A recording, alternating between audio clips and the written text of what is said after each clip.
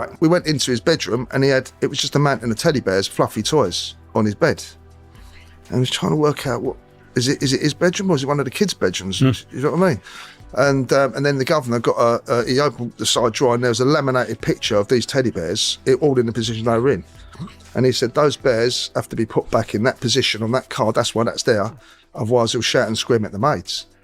And that's when you start thinking, really?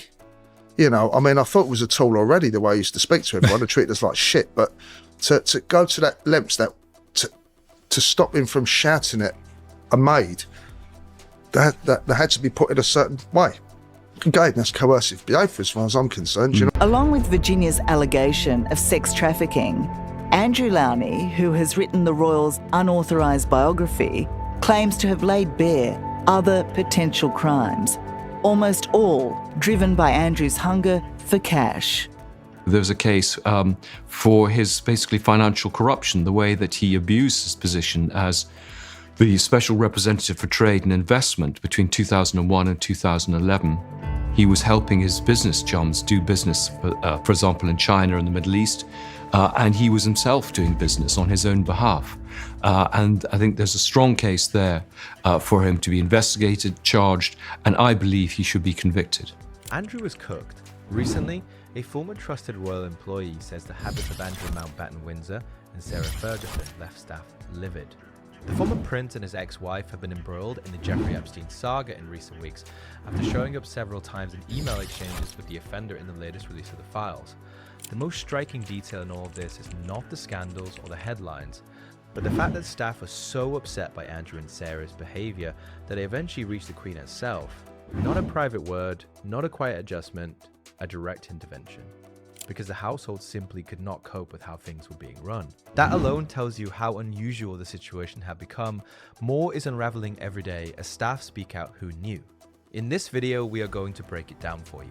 On Fergie, emails between her and Epstein seem to show that she may have had a crush on him, or some have suggested she was in love with the disgraced financier and convicted pedophile, let's not forget. Alan Howe has written a great piece in today's Australian newspaper, and he says there were warning signs from very early on about Sarah Ferguson, reports of disturbing behaviour from her date right back to when she first joined the royal family in 1986. Carol, what do you say about that?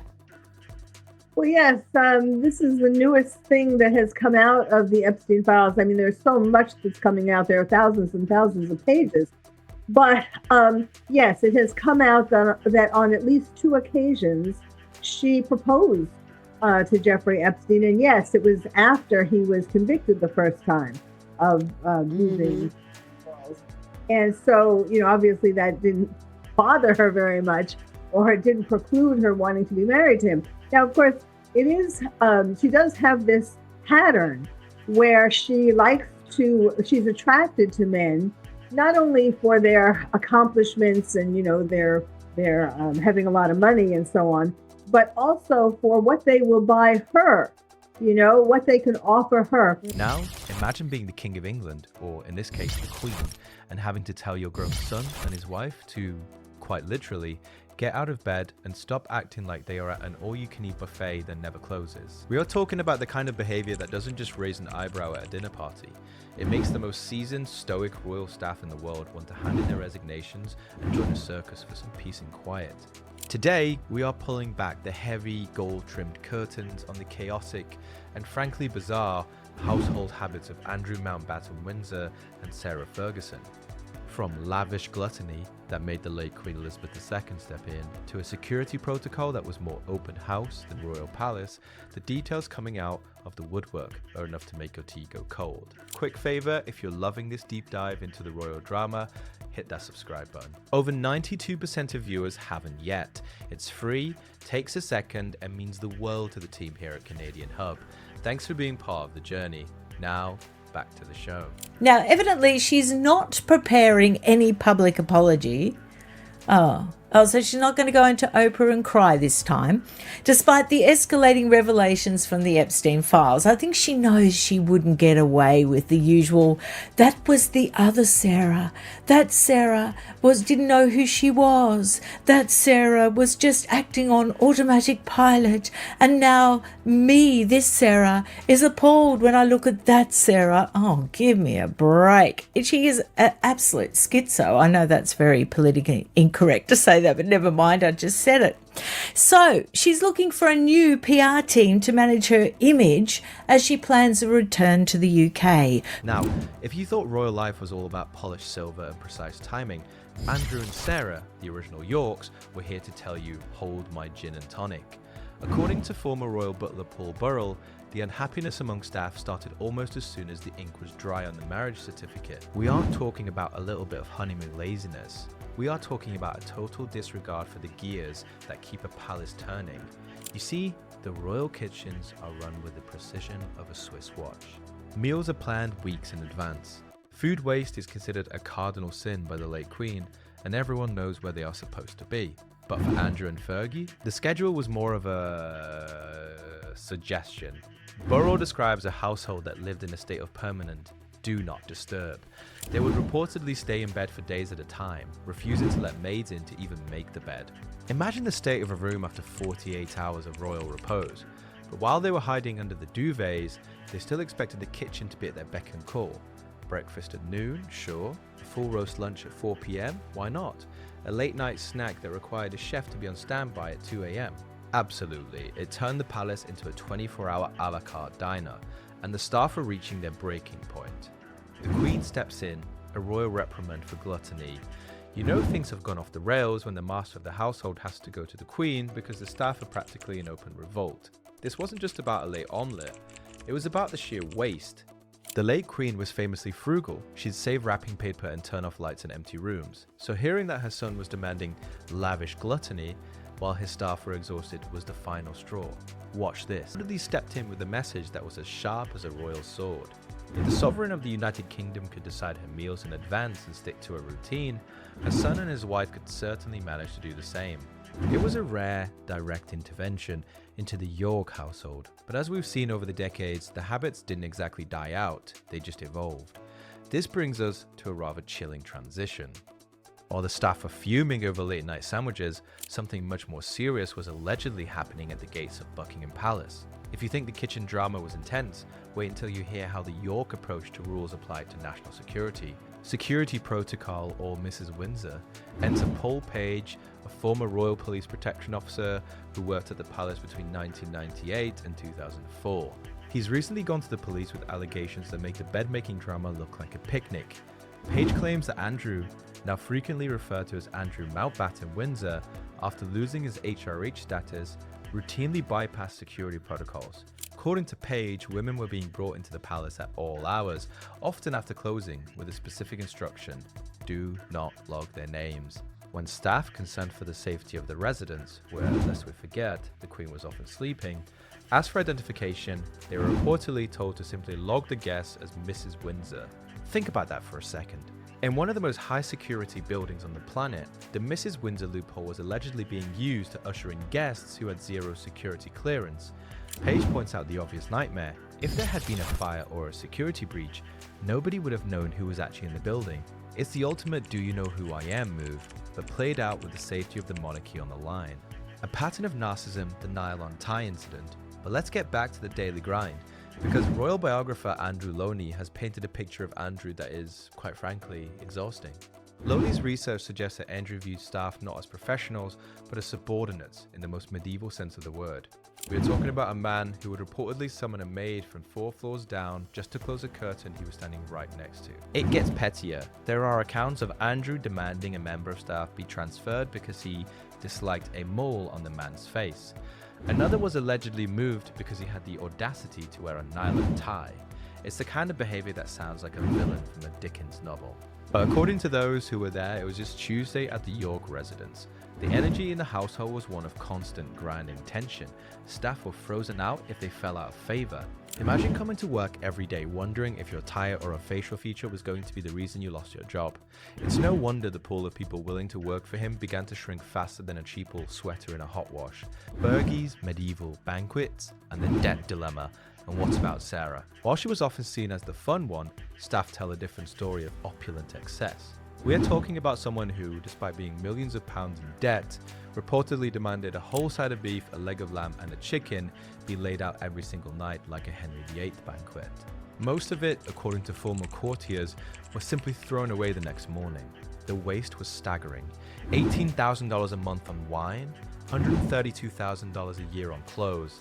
It was a lifestyle built on a mountain of debt and the generosity of people like the late Queen, who reportedly bailed her out multiple times. But as the saying goes, the chickens, or in this case the side of beef, have finally come home to roost. This brings us to the current state of affairs, and believe me, the transition from Royal Lodge to the Sandringham estate has been anything but smooth. It's like a high-stakes version of Extreme Makeover Royal Edition, but with more rodents and fewer friends. The Great Eviction from 30 Rooms to Wood Farm, as of late 2025 and moving into February 2026, the game has officially changed. King Charles III finally did what many thought he never would. He served formal notice for Andrew to surrender the lease on Royal Lodge. The 30-room mansion, which Andrew has clung to like a barnacle to a ship, is being handed back to the Crown Estate. The move-out has been described as happening under a cloak of discretion, which in royal terms means moving vans in the middle of the night so the neighbours don't see the boxes of used tissues. Andrew has reportedly relocated to the Sandringham estate in Norfolk, initially hunkering down at Wood Farm, the modest cottage where Prince Philip spent his retirement, but even this downsizing is fraught with drama. The plan is for Andrew to eventually move into Marsh Farm, a 5-bedroom farmhouse. But here's the kicker, Marsh Farm is currently undergoing extensive repairs for, wait for it, a pest problem. And because the Sandringham estate has a strict no cats policy to protect the pheasants, the rats are reportedly having a field day.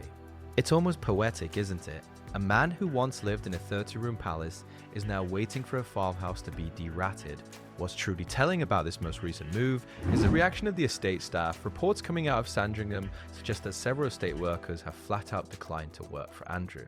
They aren't interested in the Mrs. Windsor games or the late-night meal demands. In the eyes of many, he is now a private citizen, stripped of his titles, his security, and, most importantly, his prince prefix. The isolation is palpable. While Sarah Ferguson continues to float in and out of his orbit, she is reportedly making her own living arrangements, leaving Andrew to navigate a much smaller, quieter world. The Duke of York title is a memory, and Andrew Mountbatten Windsor is the name on the mail, if any mail is even being sent. The transition from a life of lavish gluttony and total staff compliance to a 5-bedroom farmhouse with a rodent issue is a stark reminder of how far the Yorks have fallen.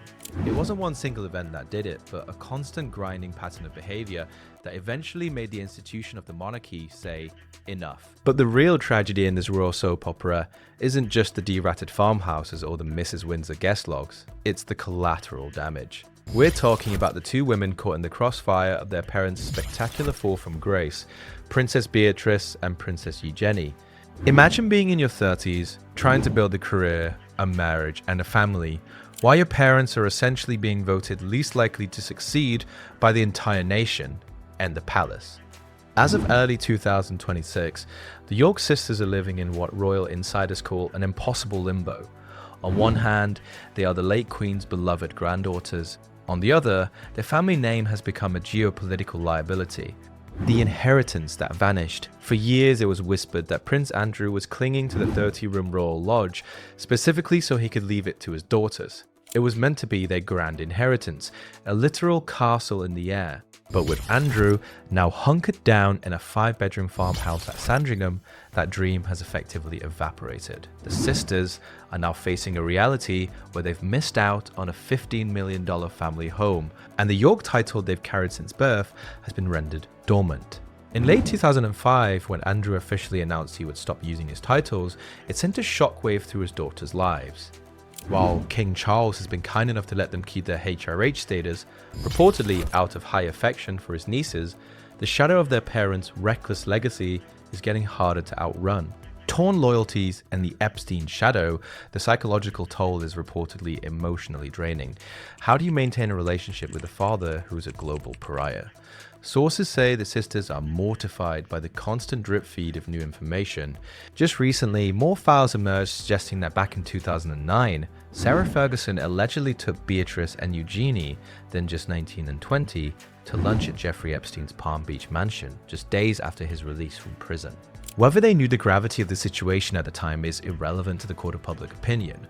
To the world, the optics are disastrous. They are blood princesses who are simultaneously outsiders in their own family firm. A Christmas divided, the Sandringham split, the clearest sign of the fracture came this past Christmas. While Prince Andrew and Fergie were notably absent from the public eye, Beatrice and Eugenie were seen front and center, joining King Charles and Queen Camilla for the traditional walk to church at Sandringham. It was a masterclass in royal damage control. The sisters chose to align themselves with the crown rather than stay in the shadows with their parents. Reports suggest that Prince William, who was famously ruthless when it comes to monarchy survival, has made it clear the sisters' future roles depend entirely on their ability to distance themselves from the York brand. They are essentially waiting in the wings, serving as a bridge between the old guard and a slimmed down future, but only if they can keep their white gloves clean of the family scandal. It's a high stakes balancing act. They are working mothers, tech consultants, and art directors by day, and emergency royals by night, all while navigating a family dynamic that is, quite frankly, a total bin fire. So, do you think Beatrice and Eugenie should be given formal royal roles to save the family's image? Or is the York name simply too far gone to ever be fully rehabilitated? Thanks for watching.